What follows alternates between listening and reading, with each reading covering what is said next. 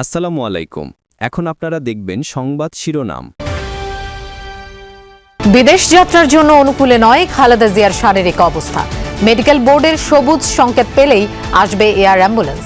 শারীরিক অবস্থায় বলে দিবে যে ওনাকে কখন বিদেশে চিকিৎসার জন্য নিয়ে যাবে। আমাদের মেডিকেল অ্যাম্বুলেন্স সবসময়ই প্রস্তুত আছে। তারেক রহমানের নেতৃত্বেই আগামী নির্বাচনে অংশ নেবে বিএনপি, বলছেন নেতারা। ভার্চুয়ালি যোগ দেবেন দেশ গড়ার কর্মসূচি। আমরা জানি তারেক রহমান সাহেব আসবেন, সহসা দেশে ফিরবেন। উনি দেশে ফিরে আমাদের নির্বাচনী নেতৃত্ব দিবেন। প্রশাসনিক কুর মাধ্যমে ক্ষমতায় যাওয়া যাবে না। সিলেটে ৮ দলীয় সমাবেশে জামায়াত আমির, গণভোটে হ্যাঁ ভোট দেওয়ার আহ্বান। তফসিল ঘোষণার আগে ১০ ডিসেম্বর রাষ্ট্রপতির সঙ্গে সাক্ষাৎ করবেন সিএসি। আইন শৃঙ্খলা পরিস্থিতি স্বাভাবিক রাখাই চ্যালেঞ্জ, মন্তব্য পররাষ্ট্র উপদেষ্টার। প্রতীকী বাবরি মসজিদের ভিত্তি স্থাপন ঘিরে উত্তপ্ত পশ্চিমবঙ্গ। সাম্প্রদায়িক উত্তেজনা ছড়াতে কলকাঠি নাড়ছে বিজেপি, অভিযোগ তৃণমূলের। আসসালামু আলাইকুম। এখন দেখবেন সংবাদ বিস্তারিত। এয়ার অ্যাম্বুলেন্স প্রস্তুত থাকলেও খালেদা জিয়ার শারীরিক অবস্থা বিবেচনা করে লন্ডন নিতে দেরি হচ্ছে। রাজধানীর এভারকেয়ার হাসপাতালে চিকিৎসাধীন বিএনপি চেয়ারপারসনের স্বাস্থ্যের অবস্থা জানাতে হওয়া ব্রিফিংয়ে এমনটাই জানিয়েছেন তার ব্যক্তিগত চিকিৎসক ডাক্তার এজেডএম জাহিদ হোসেন। তিনি বলেন, শারীরিক পরিস্থিতি এখন প্রাধান্যের বিষয়। মেডিকেল বোর্ড এবং বিএনপির ভারপ্রাপ্ত চেয়ারম্যান তারেক রহমানও সেটিকে গুরুত্ব দিচ্ছেন বলে জানান ডাক্তার জাহিদ। 14 দিন ধরে বিএনপি চেয়ারপারসন এবং সাবেক প্রধানমন্ত্রী বেগম খালেদা জিয়া রাজধানীর এভারকেয়ার হাসপাতালে চিকিৎসাধীন। গত 23 নভেম্বর রাতে শ্বাসকষ্ট দেখা দিলে খালেদা জিয়াকে এভারকেয়ারে ভর্তি করা হয়। অধ্যাপক শাহাবুদ্দিন তালুকদারের নেতৃত্বে দেশি বিদেশি বিশেষজ্ঞদের সমন্বয়ে গঠিত মেডিকেল বোর্ডের অধীনে চলছে খালেদা জিয়ার চিকিৎসা। বেগম খালেদা জিয়াকে উন্নত চিকিৎসার জন্য শুক্রবার লন্ডনে নেওয়ার সিদ্ধান্ত নেয় মেডিকেল বোর্ড, কিন্তু বৃহস্পতিবার রাতেই তার শারীরিক অবস্থার অবনতি হওয়ায় পরিবর্তন হয় সিদ্ধান্তের। কারিগরি ত্রুটির কারণে এয়ার অ্যাম্বুলেন্সও পৌঁছাতে পারেনি। পরবর্তী সিদ্ধান্ত হয় শারীরিক অবস্থা বিবেচনায় রবিবার বেগম খালেদা জিয়াকে নেওয়া হতে পারে লন্ডনে, কিন্তু শনিবারও আসে সিদ্ধান্তের পরিবর্তন।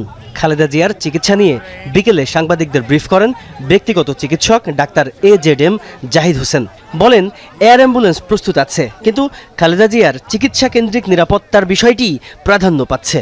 চিকিৎসাগত দিক থেকে এটি অত্যন্ত প্রাধান্য পাচ্ছে সর্বত্রই, এবং আমাদের যে মেডিকেল বোর্ডের সম্মানিত সদস্যরা ইউকে এবং আমেরিকা থেকে এবং বাংলাদেশ থেকে যারা অংশগ্রহণ করছেন, ইভেন সুদূর চায়না থেকেও, সবাই কিন্তু ওনার ফিজিক্যাল কন্ডিশনের উপর সবচেয়ে বেশি গুরুত্ব দিচ্ছে। চেয়ারম্যান তারেক রহমানের দেশে ফেরা নিয়ে নানা গুঞ্জন। দলের নেতারা স্পষ্ট জানিয়েছেন, তারেক রহমানের নেতৃত্বেই আগামী নির্বাচনে অংশ নেবে বিএনপি। উপযুক্ত সময়ে দেশে ফিরবেন দলের ভারপ্রাপ্ত চেয়ারম্যান। এদিকে আগামীকাল থেকে শুরু হচ্ছে বিএনপির দেশ গড়ার কর্মসূচি। 13 ডিসেম্বর পর্যন্ত সেই সব কর্মসূচিতে তারেক রহমান ভার্চুয়ালি সমাপনী বক্তব্য দেবেন। এর মাধ্যমে আগামীর বাংলাদেশ নিয়ে মানুষের মতামত জানবে বিএনপি, যার আলোকে প্রস্তুত হবে দলটির নির্বাচনী ইশতেহার। 11 ডিসেম্বর ত্রয়োদশ সংসদ নির্বাচনের তফসিল ঘোষণার পরিকল্পনা আছে নির্বাচন কমিশনের। তাই জোর আলোচনা কবে দেশে ফিরবেন তারেক রহমান। মনোনয়ন দাখিলের আগে ভোটার না হলে প্রার্থী হওয়ার আইনি বিধিনিষেধ নিয়েও জনমনে নানা প্রশ্ন। তবে কি নির্বাচনে প্রার্থী হচ্ছেন না বিএনপির ভারপ্রাপ্ত চেয়ারম্যান? সকালে ঢাকায় নিজ কার্যালয়ে সাংবাদিকদের সাথে মতবিনিময় করেন বিএনপির স্থায়ী কমিটির সদস্য আমির খুসরু মাহমুদ চৌধুরী। জানান, তারেক রহমানই বিএনপির নির্বাচনী কর্মকাণ্ডের নেতৃত্ব দিবেন। আমরা জানি তারেক রহমান সাহেব আসবেন, সহসা দেশে ফিরবেন। ওনার বাড়িঘর সব প্রায় শেষের দিকে, ওনার অফিসের কাজও প্রায় শেষের দিকে। উনি দেশে ফিরে আমাদের নির্বাচনী নেতৃত্ব দিবেন। ওনার নেতৃত্বে মন্ত্রিসভা গঠন হবে। রাজধানীতে 7 থেকে 13 ডিসেম্বর পর্যন্ত দেশ গড়ার কর্মসূচি নিয়ে দলীয় নেতাকর্মী ও সমাজের বিভিন্ন পর্যায়ের মানুষের মতামত জানবে বিএনপি।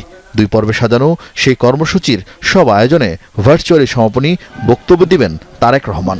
কেয়াবিতে হওয়া সেই ভেন্যু পরিদর্শনে এসে বিএনপি নেতা রিজভী আহমেদ বললেন, বিদেশে থাকলেও দলের সকল কর্মকাণ্ডে সামনে থেকেই দিক নির্দেশনা দিচ্ছেন তারেক রহমান। দূরে থাকলেও আজকে প্রযুক্তির মাধ্যমে তৃণমূল থেকে জাতীয় পর্যায় পর্যন্ত তিনি সবসময় কথা বলছেন, তত্ত্বাবধান করছেন, খেয়াল রাখছেন, এই কাজগুলো করছেন।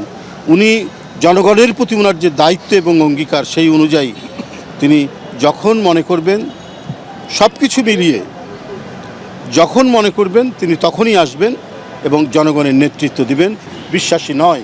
এটা বিএনপির হচ্ছে দীর্ঘদিনের এইটা ঐতিহ্য, এই ঐতিহ্য বিএনপি আবারও সেটা করবে। যারা নির্বাচন নিয়ে এতদিন অস্থির হয়েছিল তারা এখন নির্বাচন পেছানোর ষড়যন্ত্রে লিপ্ত বলে অভিযোগ করেছেন সমমনা ইসলামী দলগুলোর নেতারা। সিলেটে 8 দলের বিভাগীয় সমাবেশে তারা এমন অভিযোগ করেন। পাশাপাশি সংস্কার ও নির্বাচন নিয়ে সকল ষড়যন্ত্র রুখে দেওয়া হবে বলেও উল্লেখ করেন তারা। কণ্ঠকণ্ড মিছিল নিয়ে সমাবেশস্থলে জড়ো হতে থাকেন নেতাকর্মীরা। এ সময় নেতাকর্মীদের হাতে দলীয় প্রতীক। বিকেল 3টার দিকে সমাবেশস্থলে পৌঁছান কেন্দ্রীয় নেতৃবৃন্দ। খেলাফত মজলিসের আমির মাওলানা মামুনুল হক বলেন, আগামী নির্বাচন শুধু প্রতীকের নয়, এটি জুলাই সনদ বাস্তবায়নের নির্বাচন। গণভোটে যারা ন্যায়ের পক্ষে ক্যাম্পেইন করবে, জনগণ তাদের প্রত্যাখ্যান করবে বলেও মন্তব্য করেন তিনি। সমাগত 2026 সালের ফেব্রুয়ারির যে নির্বাচন, এটি শুধু প্রতীকের নির্বাচন নয়, এটি জুলাই সনদ বাস্তবায়নের লক্ষ্যে ঐতিহাসিক গণভোটেরও নির্বাচন। ইসলামী আন্দোলনের আমির মুফতি রেজাউল করিম বলেন, আগে যারা নির্বাচনের জন্য পাগল হয়ে গিয়েছিল তারা এখন নির্বাচন পেছানোর ষড়যন্ত্র করছে। যারা প্রশাসনিক কুয়ের মাধ্যমে ক্ষমতায় যেতে চান তাদের উদ্দেশ্যে জামায়াতের আমির ডাক্তার শফিকুর রহমান বলেন, সেই সূর্য দেশে উঠবে না। কেউ যদি আবার চিন্তা করেন জনগণের সমর্থন পাব না, তাহলে বাঁকা পথে প্রশাসনিক কুর মাধ্যমে আমরা নির্বাচনের ক্রেডিট হাইজ্যাক করব, তাদেরকে বলবো, বন্ধু, সেই সূর্য ডুবে গেছে, এই সূর্য আর বাংলাদেশে উঠবে না। নির্বাচন ও গণভোটের তফসিল ঘোষণার আগে আগামী 10 ডিসেম্বর রাষ্ট্রপতির সঙ্গে সাক্ষাৎ করবেন প্রধান নির্বাচন কমিশনার এম নাসির উদ্দিনের নেতৃত্বাধীন নির্বাচন কমিশন ইসি। প্রথা অনুযায়ী রাষ্ট্রপতির সঙ্গে সাক্ষাতের পর নির্বাচনের তফসিল ঘোষণা করা হতে পারে। রাষ্ট্রপতির সঙ্গে সাক্ষাতের আগে আগামীকাল 7 ডিসেম্বর তফসিল নিয়ে নির্বাচন কমিশন নিজেরা সভায় বসার কথা রয়েছে। নির্বাচন কমিশন সূত্র বলছে, 10 ডিসেম্বর রাষ্ট্রপতির সাথে ইসির সাক্ষাতের 2-1 দিনের মধ্যে তফসিল ঘোষণা করা হতে পারে। ফেব্রুয়ারিতে ত্রয়োদশ সংসদ নির্বাচন ও গণভোট আয়োজনে ডিসেম্বরের দ্বিতীয় সপ্তাহে তফসিল ঘোষণার কথা আগেই জানিয়েছিল নির্বাচন কমিশন। আসন্ন নির্বাচনটি আদর্শ নির্বাচন হতে হবে, জানিয়ে কারো কোনো অভিযোগ থাকবে না। এক্ষেত্রে আইন শৃঙ্খলা পরিস্থিতি স্বাভাবিক রাখার বিষয়টি খুব গুরুত্বপূর্ণ বলে জানিয়েছেন পররাষ্ট্র উপদেষ্টা তৌহিদ হোসেন। সকালে রংপুর জেলা প্রশাসকের সম্মেলন কক্ষে জেলা ও পুলিশ প্রশাসনের সাথে মত বিনিময় সভা শেষে এসব কথা বলেন তিনি। তৌহিদ হোসেন বলেন, নির্বাচনে হেরে যাওয়ার সম্ভাবনা থাকলে ভোট কেন্দ্রে অনেকে গন্ডগোল করার চেষ্টা করতে পারে, সেজন্য আইন শৃঙ্খলা বাহিনীকে প্রস্তুত থাকতে হবে বলেও জানান তিনি। মত বিনিময় সভায় জেলা প্রশাসক, পুলিশ সুপার সহ অন্যান্য কর্মকর্তারা উপস্থিত ছিলেন। এটা একটা আদর্শ নির্বাচন হতে হবে যেটা থেকে কারো কোনো কমপ্লেন থাকবে না, এবং সেক্ষেত্রে আইন শৃঙ্খলাটা খুব গুরুত্বপূর্ণ। কারণ যেই ক্যান্ডিডেটের হারার সম্ভাবনা তিনি কিন্তু সবসময় গণ্ডগোল সৃষ্টি করার চেষ্টা করতে পারেন, এটা মনে রাখতে হবে। সেটা মনে রেখেই আমি আশা করি যে যথেষ্ট ব্যবস্থা নেওয়া হবে।